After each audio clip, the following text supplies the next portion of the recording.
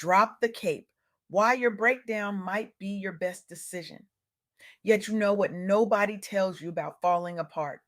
That sometimes it's the universe handing you the blueprint to your freedom. I recently had the privilege of sitting down with Jaleaa Lewis, a powerhouse who's redefining what it means to choose yourself unapologetically. Jaleaa isn't just talking about soft living, she's living it, breathing it, and building entire ecosystems around it. She's a visionary who's teaching Black women that rest isn't laziness, boundaries aren't selfishness, and joy isn't something you earn after decades of suffering. She's proof that when Black women drop the cape and trust their intuition, they don't just survive, they revolutionize. And today, I'm here to share the wisdom she dropped, the patterns she illuminated, and the permission she's giving all of us to wake up happy. Let's start here. That moment when everything you've been holding together starts crumbling, when the job you tolerated becomes unbearable, when the relationship you poured into runs dry, when your body literally says no more. We've been taught to call that failure. We've been conditioned to panic, to grip tighter, to perform harder. We've been told that falling apart means we're weak, that we didn't pray hard enough, that we should have tried one more time. But what if I told you that breakdown is actually your awakening? What if the universe isn't punishing you? It's liberating you. Jaleaa showed me this truth in the most visceral way. When her daughter got sick, she didn't just follow the script handed to her by systems that weren't built with Black bodies in mind. She paused, she listened, she went into her kitchen, pulled out herbs, trusted her ancestral knowing, and healed her baby. Not because she had a medical degree, not because she had permission, but because her intuition screamed louder than her fear. And she finally listened. That's the first thing I need you to remember today. Your breakdowns, they're not punishments, they're invitations. Invitations to stop performing strength you don't feel. Invitations to reclaim the intuition you've been taught to silence. Invitations to trust yourself in a world that profits from your self doubt. Think about how many times you've ignored that quiet voice inside you, the one that whispers, "This doesn't feel right," the one that says, "You deserve better," the one that begs you to rest, to slow down, to stop giving pieces of yourself to people who wouldn't return the favor. You've been trained to override that voice, to call it dramatic, to label it selfish, to drown it out with productivity and performance. But what if that voice is the wisest thing about you? What if your body's exhaustion isn't weakness, it's wisdom? Jalea's story isn't unique in its pain, it's unique in her response. She didn't ignore the breakdown, she didn't medicate it away or hustle through it. She listened. And in that listening, she found freedom. And here's the kicker, the thing that makes this so hard and so necessary. Choosing yourself will disappoint people. It will. Your mother might not get it. Your partner might resist it. Your colleagues might call you selfish. Your church might question your faith. And you know what? Let them. Because the second truth Jaylee illuminated is this: shedding your survival self unlocks your joy. Think about the Superwoman cape we've all been handed. You know the one. It's heavy, it's suffocating, and it comes with a lifetime warranty of exhaustion. We wear it to work, to family dinners, to church, to the grocery store. We wear it so long we forget it's not actually stitched to our skin. We perform strength we don't feel because we've been told that our value is in our endurance, not our humanity. Jaylee took hers off, literally packed her life and moved to Ghana. Not because everything was perfect, not because she had it all figured out, but because her soul demanded alignment and she was finally brave enough to answer. Now, I know what some of you are thinking. That sounds nice, but I can't just move to another country. I have bills, I have responsibilities, I have people depending on me. And I hear you. But here's what I need you to understand: your leap doesn't have to look like Jalea's. Your awakening doesn't require a plane ticket. It requires honesty. It requires courage. It requires you to stop waiting for permission to choose yourself.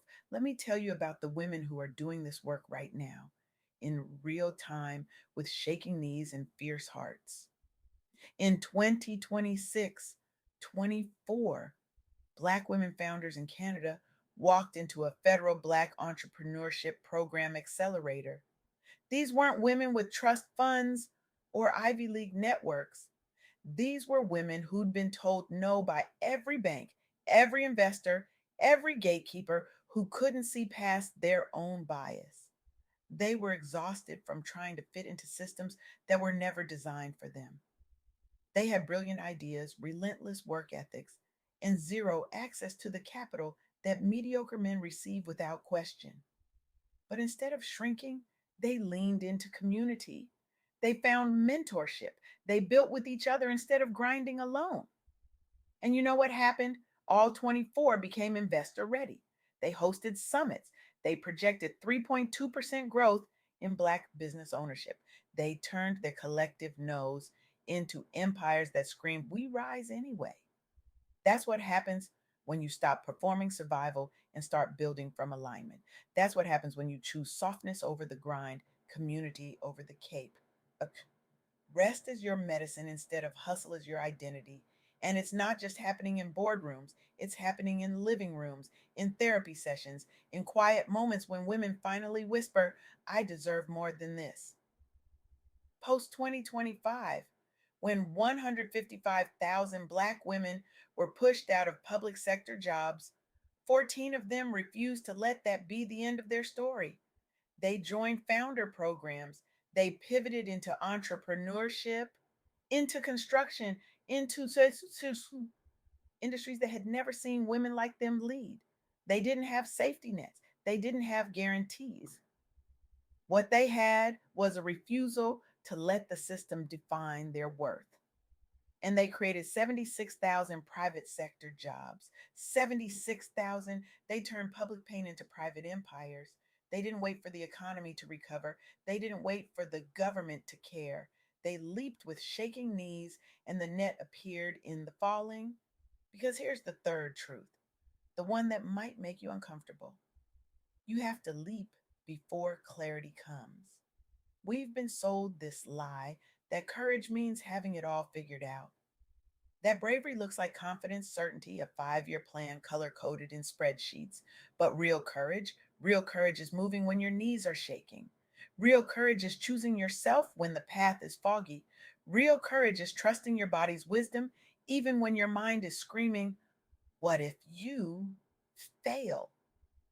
Jaleaa didn't move to Ghana with a roadmap. She moved with a knowing, a soul deep knowing that her joy wasn't something to chase in the future. It was something to access right now, at home, in her body, in her choices. And that's the shift I'm inviting you into today. Not someday, not when you lose the weight, get the promotion, fix the relationship, heal all the trauma. Now, messy, imperfect, sacred now. Let me tell you about the young Black entrepreneurs who got this. They were stuck in survival mode, facing the same systemic barriers, the same bank rejections, the same "you're not ready" nonsense. But they said enough. They joined the ANZA ecosystem, accessed $1.5 million dollars in funding, built mentorship networks, and turned their lived experiences into investment ready ventures. They created 250 employment opportunities. They built wealth that goes beyond paychecks. They proved that community plus optimism beats solo hustle every single time. And they did it while honoring their need for rest, while setting boundaries, while refusing to sacrifice their peace for someone else's approval. That's the soft girl era Jaleaa embodies. It's not about aesthetics or trends, it's about a spiritual, emotional, mental recalibration. It's about high achieving Black women who've spent decades in survival mode finally choosing to ground in joy, in peace, in softness, in self prioritization. It's about dropping the Superwoman cape and realizing that softness isn't weakness, it's radical self love. Now, I know some of you are sitting here thinking, but I can't just quit my job. I can't just set boundaries with my family. I can't just rest without guilt. And I'm telling you, yes, you can. Maybe your leap is finally saying no to that family obligation that drains you. Maybe it's setting a boundary with your boss. Maybe it's choosing the therapy appointment over the church committee meeting. Maybe it's resting on Sunday without guilt, without explanation, without apology. Maybe your leap is trusting that the breakdown you're in right now, the one that feels like your life is falling apart, is actually the universe cracking you open so you can finally reclaim your intuition. Because grief and joy coexist in the becoming. You don't have to wait until you're healed to start living. You don't have to be perfect to be worthy. You just have to be willing to honor the small, brave choices that rebuild you soul first. Jaleaa taught me that happiness isn't something you chase, it's something you access at home, in your body, in your boundaries, in your willingness to disappoint people who've grown comfortable with your self sacrifice. And when you make that choice, when you finally put yourself first, something magical happens.